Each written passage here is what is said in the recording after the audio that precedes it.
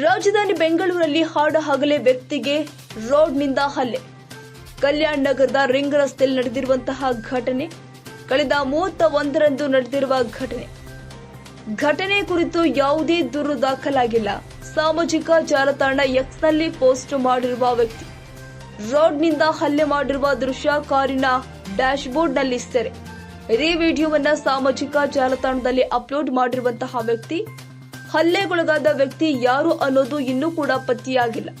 ಪೊಲೀಸರಿಗೂ ದೂರು ನೀಡಿದ ಹಿನ್ನೆಲೆ ಪ್ರಕರಣ ದಾಖಲಾಗಿಲ್ಲ.